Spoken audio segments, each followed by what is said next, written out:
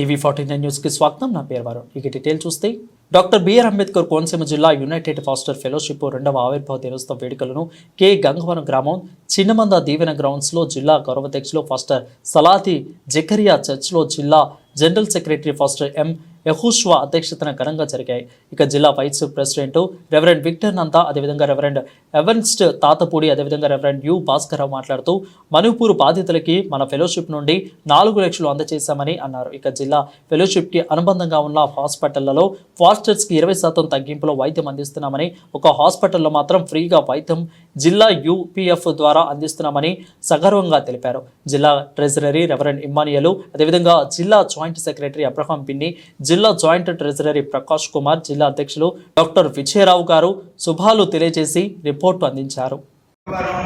చిన్నమంద సంఘములో చర్చిలో ఏర్పాటు చేయబడింది. ఈ యొక్క సమావేశానికి డాక్టర్ బిఆర్ అంబేద్కర్ కోనసీమ జిల్లా నుండి అన్ని మండల ప్రతినిధులు, అదేవిధంగా నియోజకవర్గ ప్రతినిధులు ఇక్కడ సమావేశం అవ్వడం జరిగింది.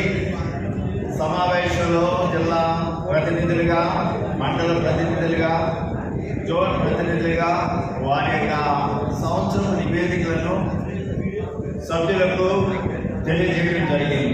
అదేవిధంగా ఈ యొక్క సహవాసం ద్వారా జరుగుతున్న కార్యక్రమాలు గడిచిన సంవత్సర కాలంలో ఏమేమి జరిగినాయో, ప్రభుత్వ దృష్టికి ఏ అంశాల మీద మేము తీసుకువెళ్ళడం జరిగిందో ఈ విషయాలన్నీ కూడా సభ్యులకు అందరూ కూడా వివరించి ఈ యొక్క సహవాసము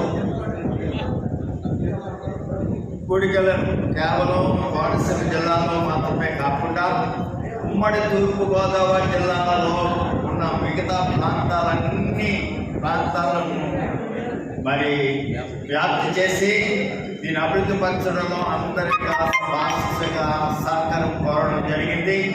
దేవుని చిత్తమైన ఒక సంవత్సరంలో ఇది జరుగుతుందని మేము నమ్ముతూ ఉన్నాం. సంవత్సర కాలంలో మరి తూర్పుగోదావరి జిల్లా అంతా కూడా యూపీఎఫ్ బ్రాంచెస్ను ఏర్పాటు చేయాలని సంకల్పంతో ఈ 3వ సంవత్సరంలో ఏజెండాగా మేము ముందుకు సాగుతున్నామని చెప్పడానికి సంతోషించు ఈ యొక్క సమావేశానికి ఇటీవల ఎన్నిక కాబడిన ఎమ్మెల్యేలను, అదేవిధంగా మన యొక్క ప్రాంతంలో ఉన్న మంత్రివర్యులు శ్రీ వాసుచెట్టి సుభాష్ గారిని ఆహ్వానించడం జరిగింది. వారు రాలేని పరిస్థితుల్లో మరి మంత్రి గారు వారికి తండ్రి గారిని సచిన్ గారిని పంపించడం జరిగింది. వారు వచ్చి మాతో ఉంటూ వారికి సందేశాన్ని కూడా తెలియపరిచి తప్పనిసరిగా క్రైస్తవ సమస్యలకు, న్యాయమైన సమస్యలకు అన్నింటిని కూడా పరిష్కరించడంలో మంత్రి గారు ఎప్పుడు కూడా అందుబాటులో ఉంటారని వారు హామీ ఇవ్వడం జరిగింది. దాన్ని బట్టి కూడా వారికి కృతజ్ఞతలు తెలియజేస్తూ దేవుడు ఏర్పాటు చేసిన ఈ కొత్త ప్రభుత్వాన్ని దేవుడు దీవించి ఆశీర్వదించి వారికి సేవలు ఈ ప్రాంత ప్రజలకు మాత్రమే కాకుండా రాష్ట్రం అంతటికను ఆశీర్వాదకరంగా, ప్రయోజనకరంగా ఉండాలని కోరుతూ వాటి మీద ప్రార్థించడం జరిగింది. Okay sir, thank you.